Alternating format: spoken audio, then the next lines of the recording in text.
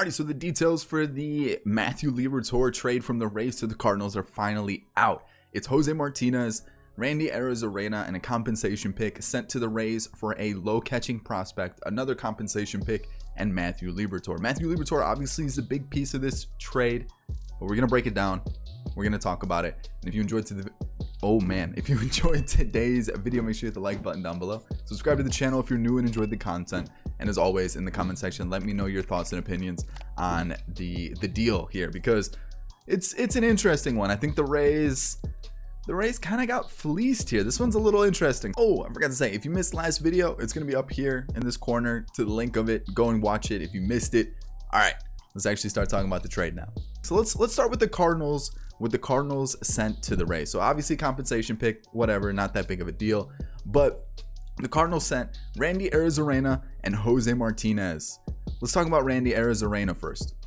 All right, so let's talk about Randy Arozarena. 24 years old, can play all across the outfield. Had a brief stint in the majors this year. Had 20 at bats, hit a home run, had a double, a couple RBIs, hit around 300 for that small sample size. Really small sample size. You can't really base his like MLB production or what he's going to do off of just 20 at bats. But when you look at his minors for the last 3 seasons, he hits around 292, has a 377 on base percentage, OPS at 857, has 38 home runs, definitely has the ability to have a high average, high on base percentage, hits for good contact, not necessarily amazing power, about 10 home runs a season. The thing with him is he's got good speed, a good arm, and a decent fielding ability. So he definitely is a good outfielder to have. They see him more as a corner outfielder than a true center fielder. He definitely has the arm to play right field. The thing with him is he doesn't really have power, just more of a contact guy. So at 24 years old, he was number 10 in the Cardinals farm system. So it's not a bad pickup. He doesn't look like a bad player to have for the future, but for immediate impact, I don't really see him fitting in with the Rays just yet. You got Kiermaier, you got Meadows, Renfroe, Yoshi I know is supposed to be a DH, but he definitely can play the outfield corner spots as well. And then you have Jose Martinez, who was also another addition that the Cardinals did pick up. So Randy Arozarena, they could try to make him a center fielder if need be. I think it's not a bad pickup, but you know what, I still think that, you know, it's just too early to tell what you're going to get with him. So could be a good pickup for the future, but we'll have to wait and see. So let's talk about Jose Martinez now. Jose Martinez is going to turn 31 this year, and obviously he's a high contact guy as well. 2018 kind of had a career year, 305 average, 821 OPS with 30 home runs. So he definitely has some ability to have, you know, some pop off the bat. The thing is, last year it kind of had a little bit of a down year for him. You know, you look at 2018, 2017 had some really good years. 2019, you know, it's still not terrible. 750 OPS, not terrible at all. 270 average, 340 on base percentage. You know, his ability to hit the ball has never been in question. He's a great hitter of the ball, great approach in the box. The thing with him is he's not a true outfielder. Doesn't really have the fielding ability to play outfield. So he's more of a DH. I know he has improved his ability out in the outfield, but the thing is he's still not really a true corner outfielder. So for me, I feel like they just have a right-handed hitter DH now, because you have Yoshi, who's supposed to be the DH on the left-hand side, but now you got Jose Martinez, who's kind of a similar player. He can hit from the right side. He's a DH, not necessarily a great fielder, and he's going to hit, you know, high average. He's going to get on base. He's going to provide you a good offensive threat. But I just feel like, again, it's really typical of what the Rays already have. You know, Hunter Renfroe is probably your best corner outfielder right now in terms of fielding. But then you have Meadows, who's still improving. You have Yoshi, who's not the best fielder. You have Jose Martinez, not the best fielder. So you don't really have really good corner outfielders who can field, which is a little bit of a question mark. So do I think these two additions are bad? No, I just feel like they definitely should have got a little bit more. So let's talk about the big piece. Well, actually, there's one more thing with the Cardinals. You got to think about now, since they removed 2 outfielders, are they in play for one of the top free agents in Castellanos, Ozuna, maybe even Puig for one of those outfield spots? Because they do have the money to do that. And they've obviously just opened up some more outfield spots. So those could be some of the names that they'd look to go after in free agency now that they've opened up some outfield spots. Let's talk about Matthew Liberatore now, because this is the big piece of the trade. All right, so Matthew Liberatore was a 16th overall pick in 2018. He's ranked at 41 in all of baseball's top prospects, and he was number 4 in the Rays stacked farm system. So when you look at the Rays system, being number 4 is huge. And even on top of that, he was number 41 in all of baseball for the minors, or for top prospects. So this guy definitely has the talent. He's only 20 years old. He's a lefty. He's a huge frame, 6'5", 200 pounds.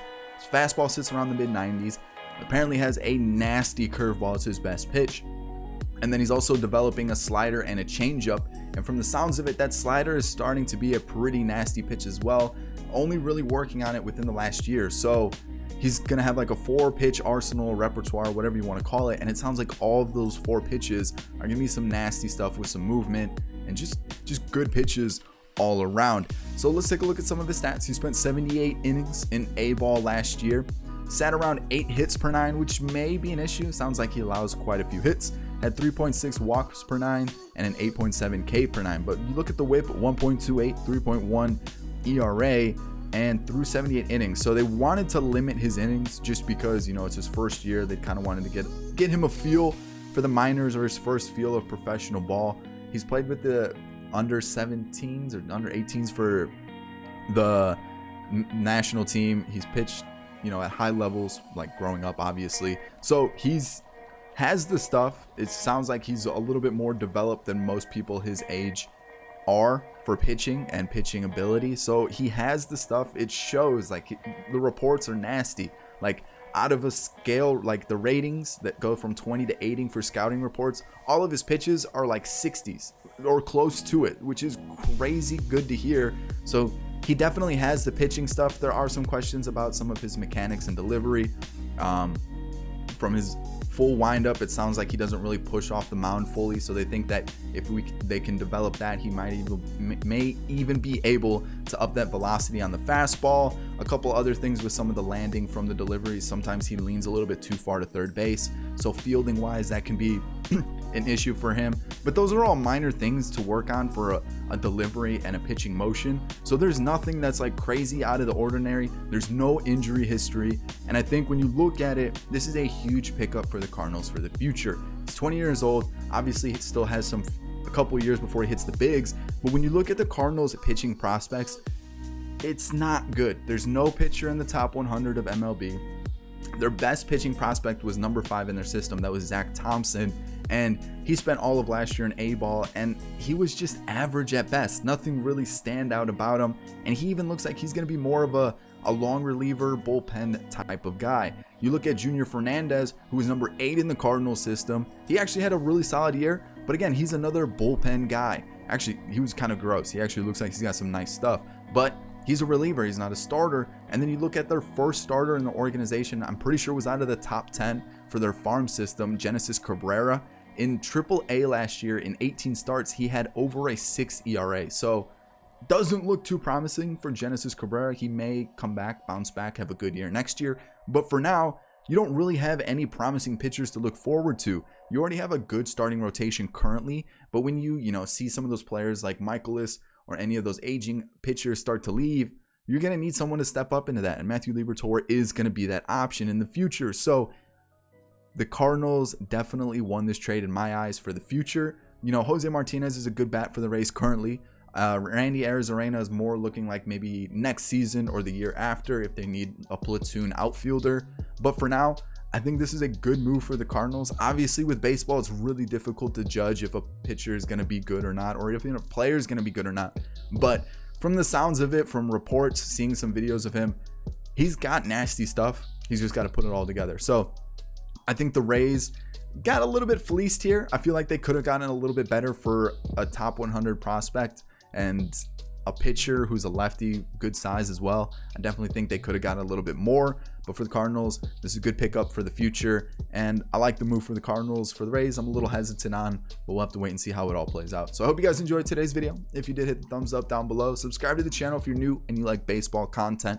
This is the place to be. This is the place, this is the channel for, your baseball fill. And then in the comment section, let me know your opinions on the move. Let me know if you're a Cardinals fan, Rays fan, what you think about it.